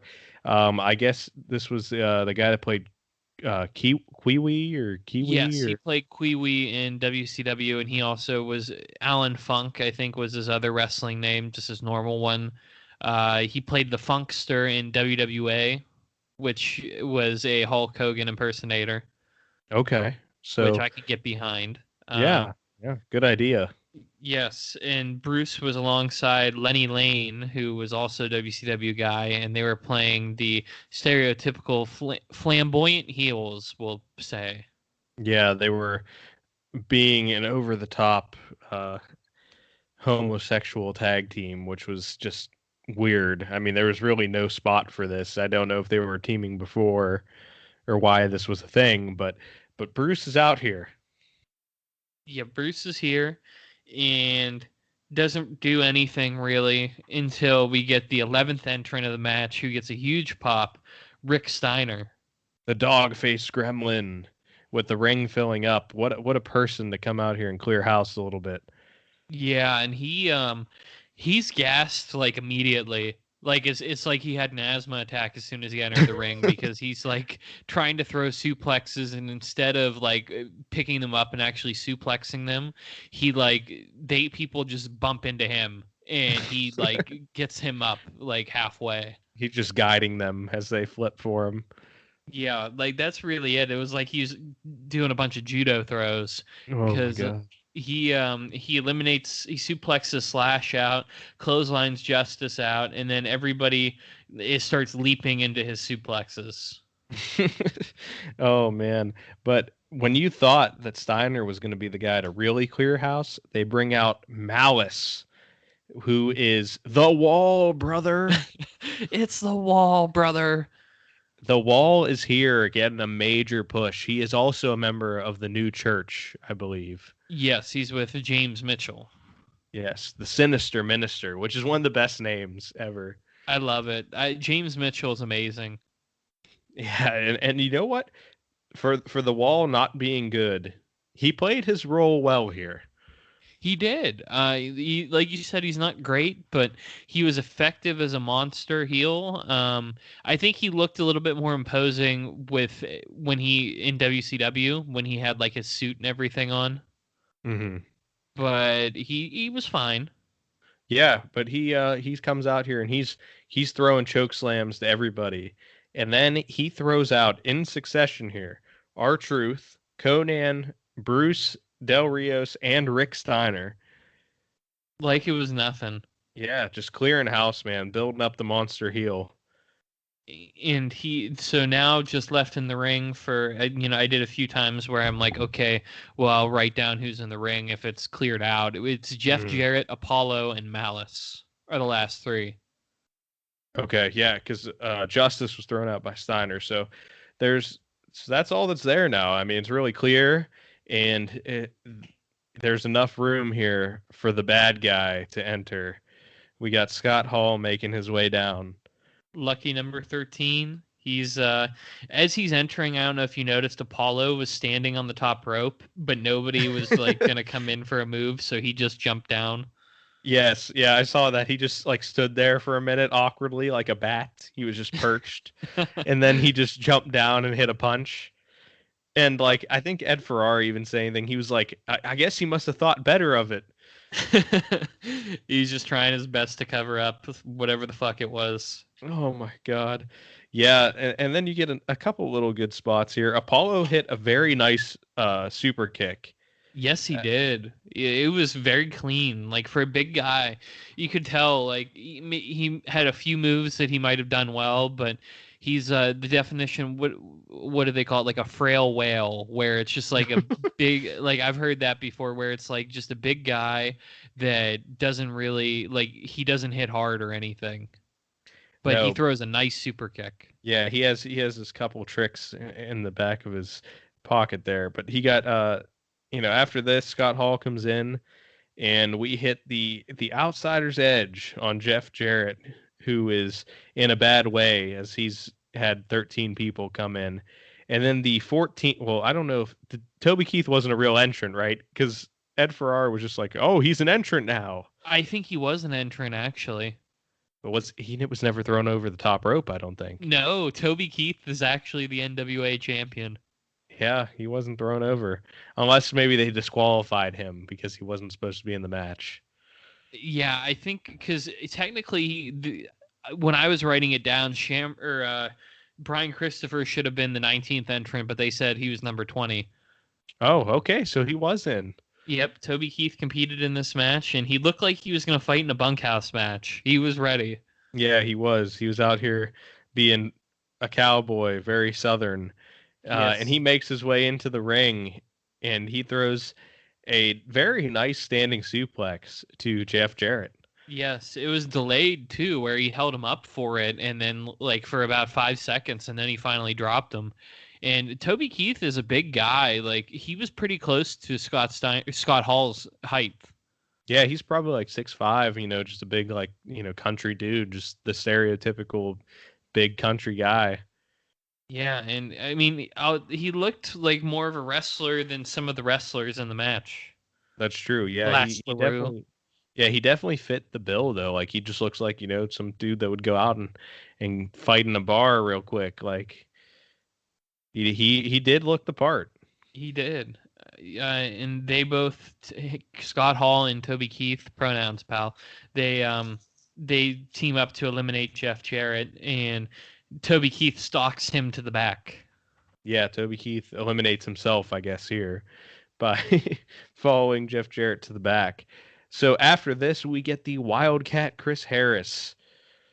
And don't you mean knock knock? Who's there? Braden Walker. Oh no, I wish he was always just Chris Harris because Chris Harris was good. Yeah, and he was in excellent shape here too. Like he had the great babyface fire. Yes, he was. And he came in, he was being the fiery baby face, and then Gangrel forgot that he had to wait 90 seconds and showed up really fast. Yes. What was he? The Vampire Warrior. Yes, of course, because we couldn't, WWE was selling so many Gangrel shirts in 2002 that they couldn't use his name. He was over. He had possibly the greatest entrance ever. Yeah, dude, man. Wasted that on him. Listen, put some respect on my boy Gangrel. He just wasn't good. Like, I mean, No. The character was good. Yeah, the character was fine. The in-ring had a lot to be desired. Yeah, and you know what? The Brood was something, man. They're always going to be remembered. Had one of the best entrances ever. And somebody that didn't have the best entrance ever is Devon Storm, the former Crowbar, who makes his way out. Yes, dangerous Devon Storm, who just comes out to really no reaction, and we get a thing of Scott Hall just sitting on the top rope. Yeah, that was fun. Like he's just waiting, like I gotta get a breather. Nobody come near me. Yeah, he was just chilling, like he just sat there and nobody thought maybe I should try to eliminate this man. I love it. That's just perfect Scott Hall stuff to do. Yeah, and then did you see at this point here, like while he's sitting on the top rope, everybody just starts throwing chops? Yes, they're all like, okay, we need to figure out we're losing the crowd here. Let's do something. So the Ric Flair chop is a great idea. Yeah, dude, there was like seven or eight chops in a row, like four wrestlers just all throwing them back and forth. So that was fun. It was a good little spot there. And then we bring in the former ECW World Champion, Steve Corino. Man, Corino, I would have loved to have seen him get a longer run with. I don't know how long he was in this company, but I think that he could have been one of the TNA's top heels if Jeff Jarrett would give him some room. I haven't seen a lot of Steve Corino. I've heard great things, though. Yes, he's an excellent promo. He's a good worker, too, but amazing heel. And now he's one of NXT's top guys backstage. He's like Triple H and Shawn Michaels' lieutenant. Oh, that's awesome. Good for him. Yes, shout out to Um, Steve. I did note in this match that he completely misses the face wash to the hard cam. Oh, that was bad. It was very bad. Don't do But that move to the hard cam. yeah, yeah, or do it like if you're gonna do it on the hard cam side, like do it going like run the ropes towards like not towards the camera, like to the Right. side. Right. I know what you're talking about. But so that was rough. But next we get Ken Shamrock, who is number 19 technically, and he head kicks everybody and hits a big slam on Chris Harris. Like Ken Shamrock with his Wolverine sideburns is clearing the house. And he's jacked too. Like this dude had he was ready. He must have just got off a cycle. Yeah, he was from what I think the Shamrock book said, he used steroids pretty heavy. Yeah, I know I think he had been suspended a couple of times from UFC for it. Yeah, that ends up being later, but but for wrestling, I think, they're not testing for it, so why not? Hmm. Yeah. And Shamrock's out here, he's clearing house, but then Malice catches him for a crazy slam, like a jumping catch. And out comes the last entrant, the big star of the match, Brian Christopher. Man, he runs wild, like Southern babyface comeback, like Jerry Lawler in 1985. Brian Mania is running wild. He eliminates Chris Harris, Devon Storm, and Vampire Warrior, and then Carino, all within the span of about 15 seconds. Yep. Only for him to turn around and get thrown out by Ken Shamrock. What the fuck is the point? Like, just have Malice throw out more people, or Shamrock, or anybody else, but why? Yeah, and then this is where we're at the final four too, which makes me think there was big plans for Apollo because Apollo's still in here and he came in at like 5. Yeah, I mean, and he didn't necessarily look great, but like, in ring stuff, like he didn't throw out a lot of people, but the fact that he stayed in this match so long, it shows like, hey, he's going to be one of the top baby faces until something. I assume that he just couldn't keep up with all the main eventers. Yeah, that must have been it because your final four is Shamrock, Apollo, Malice, and Hall. Never in my life did I think that Malice and Shamrock would end this and Hall not be in there, but Yeah. just not a good idea. I would have rather seen like Shamrock and Hall, or well, you can't have Hall win the title just because that nobody's ever had him do it for various reasons. Yeah, that's what a missed opportunity. Like he could have easily had it in WCW or WWF as Razor Ramon. Yeah, I would have loved to see that, but it wasn't to be. He is probably the best wrestler to never win a world title. Roddy Piper. Oh yeah, there's Roddy. You know what? I never thought about that actually. Yeah, he never held a world title. Wow. Yeah, that's crazy. I know Hall is the one that a lot of people always throw out there. Yeah, he's up there. Like Owen Hart too is another one. Yeah, but that's true. Ted DiBiase. We're forgetting Alex Riley and Say Rob it Conway. To my face. Rob Conway. Just look at him. Yes, I was listening to the Taboo Tuesday episode from 2004 of JR's podcast. Really? And he said something about La Resistance. He said, Rob Conway was a great hand, a solid worker. And I was like, you talk up Rob Conway, JR. You fucking do it. I'm going to have to, if they do one of those Ask Me Anythings again, I'm going to have to ask about Rob Conway. I was like, I was so happy he was talking him up. He's like, he was a good guy, great hand, the guys in OVW loved him. Great performer, NWA champion. Like, love it. Oh my God. Rob Conway gets his fucking vengeance years later, holding the most prestigious title in the history of the business. Multiple time. I think he won it twice or 3 times. Oh, just look at him. That's my dream guest on this show is Rob Conway. We're going to have to just start sending him messages on Twitter. You're like, hello, we're very big fans of you and the fact that you used to sing your entrance song as you walked out. Please come cover something with us. Oh my God, that'd be great. So at this point, Apollo is thrown out by Malice, and then Hall is dumped over the ropes as he tries to set up for the outsider's edge on Malice. And that brings us to our final of Shamrock and Malice. It moves to the singles match with Ricky Steamboat out here as the referee. Yes, and something I didn't expect, like the fact that Scott Hall got eliminated cleanly by Malice shows how much stock they had in Malice. Yeah, they really thought he was going to be, probably one of their top heels. And what's sad is no matter, what you say about the performer, I believe he passes away like maybe less than a year after this, which is very sad because it looked like he was getting a big break in his career. Absolutely, and I think he had improved a lot from his WCW days, even just within that year or two.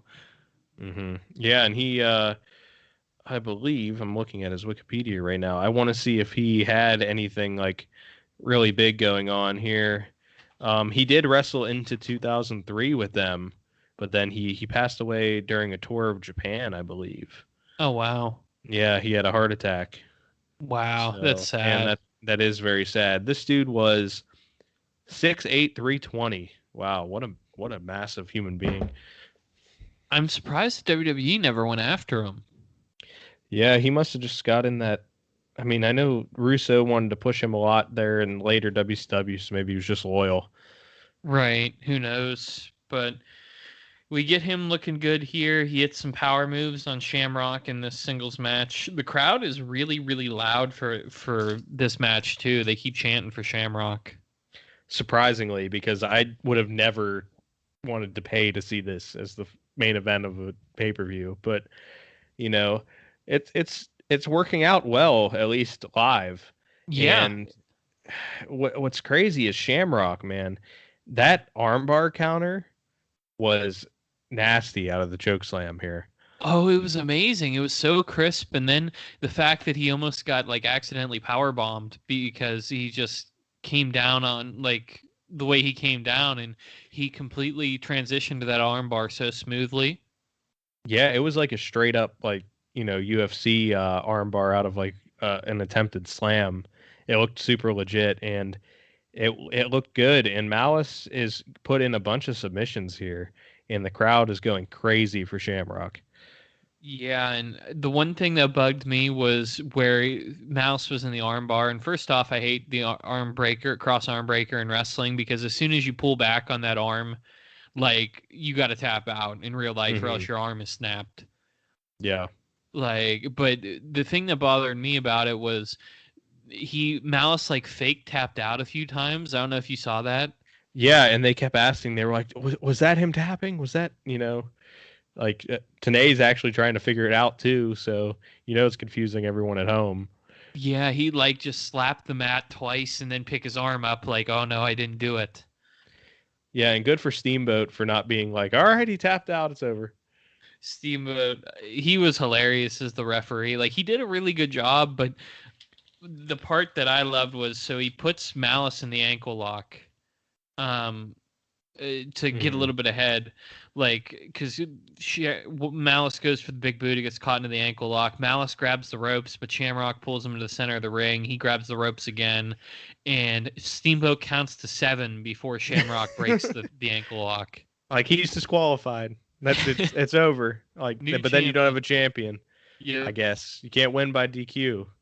so that was fucking hilarious to me. Where he didn't just stop at 5. He's like 5.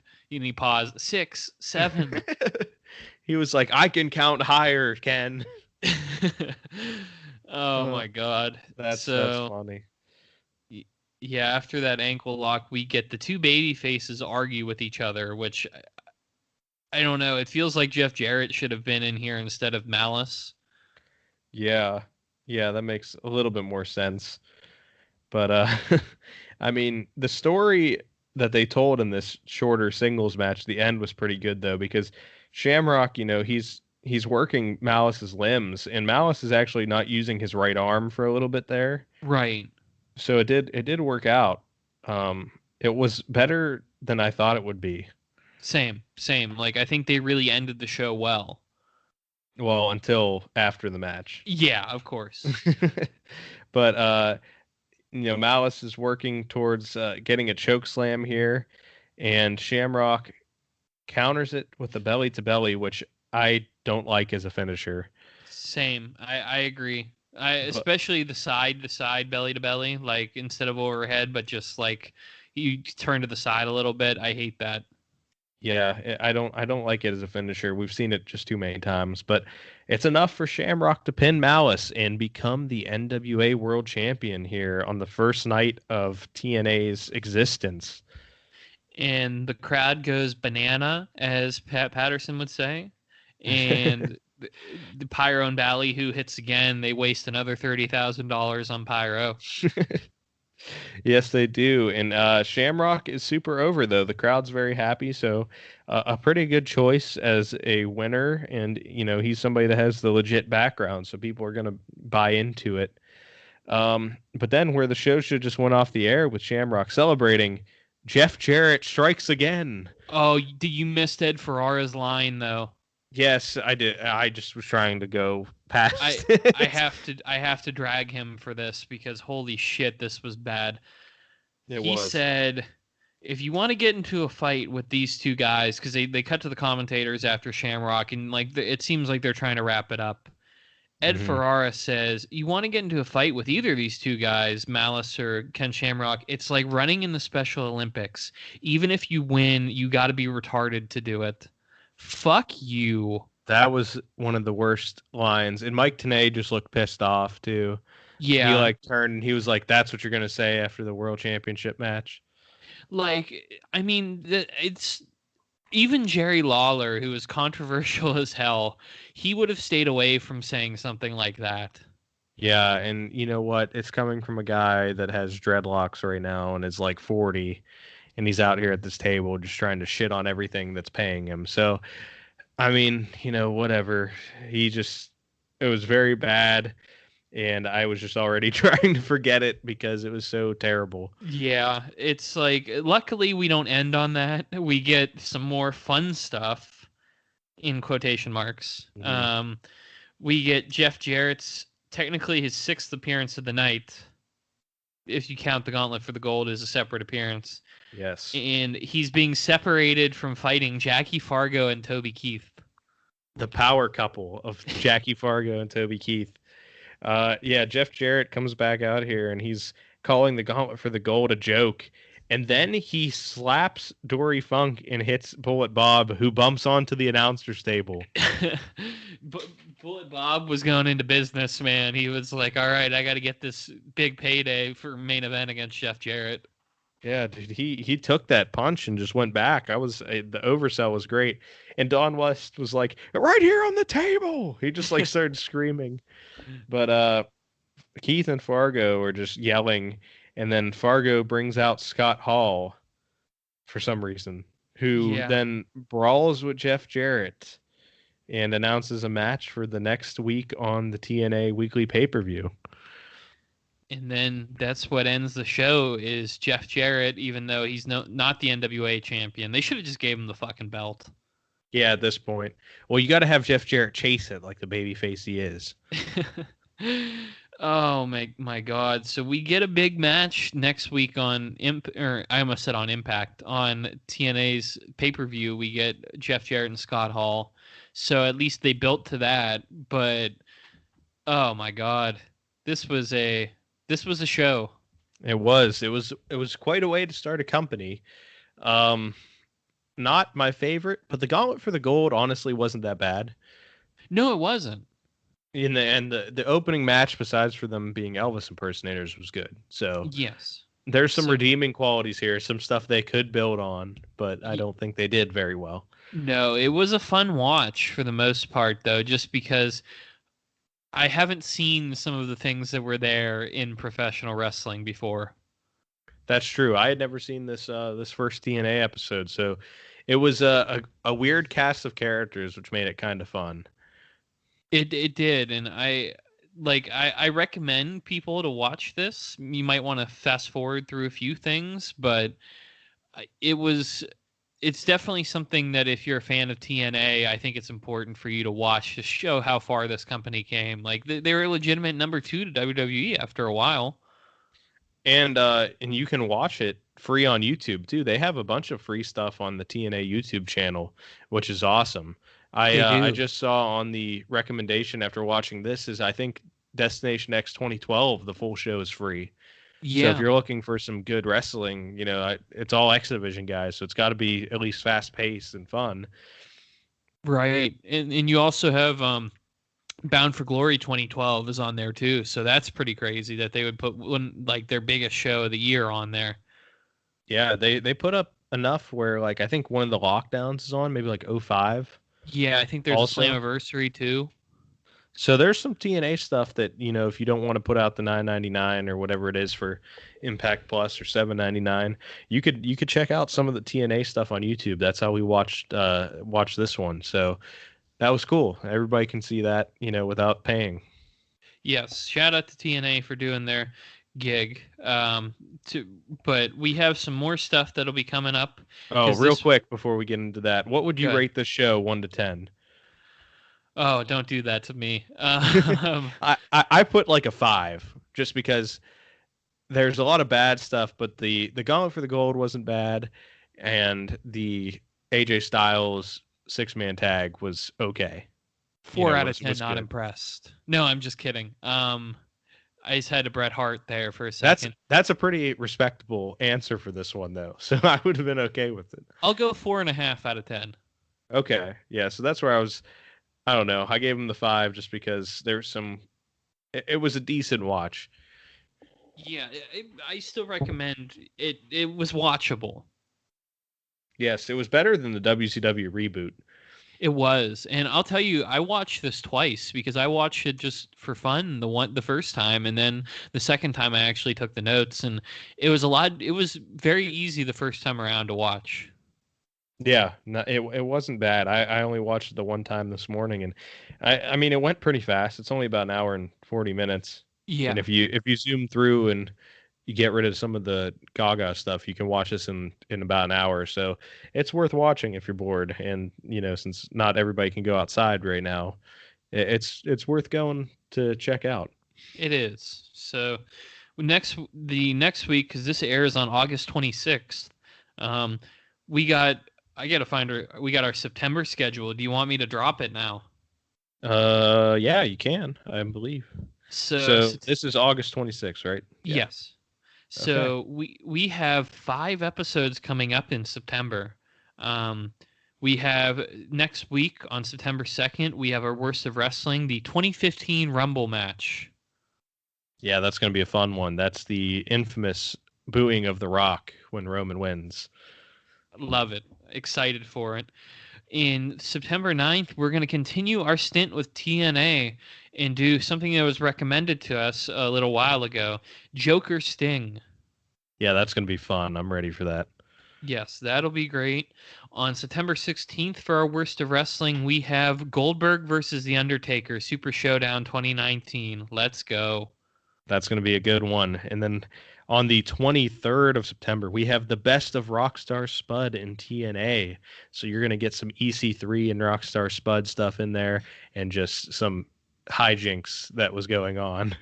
I'm so ready for that one. And we should get a good match with EC3 and Spud in that hair versus hair. Yes, that was a good match. Very good. And then finishing up September, on September 30th, the worst of wrestling, SummerSlam 2007, Batista and the Great Khali. That's something that we've recorded and watched already. Hell of a match. Hell of a match. It rivals Sarcasm. Sid and Hogan. It does. It does rival them. It's almost the same match, like 12 years later. We get a lot of nerve holds, man. That's what I'm all about here now. That's the technical maneuvers that the Great Khali can pull off. The It's best. yes, and we won't give the rest of our schedule up, but we do have the rest of the year planned out. Yeah, we got some exciting stuff. We're going to continue into October a little bit with TNA. We can say that. And then that's really, we do have it kind of finalized here, but it's always subject to change. It's just like the card. It is, and we have a bunch of different matches, some holiday themed stuff with Halloween, and I don't know if we really theme Thanksgiving too much, but we also have some Christmas stuff as well.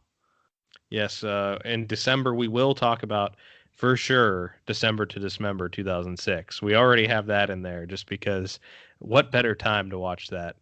For real, I am excited for that one, man. I've never seen the full show. Neither have I, and I don't think I might have seen the Elimination Chamber, but I can't remember that far back. That and then the Hardys versus Eminem are the ones that I've seen from that show, but the rest of it I'm ready for. Yeah, so those will be all coming out here. Some good stuff on the way. Please remember to leave a 5-star review. That's the best thing you could do for us, and following us on the social media platforms. We have Facebook now. We have Stranger Rings Podcast on Facebook, Stranger Rings 1 on Twitter, and on Instagram, Stranger Rings Pod. And then next week, we will be back here with the worst of wrestling, the 2015 Royal Rumble match. So we'll see you guys then. Thanks for listening.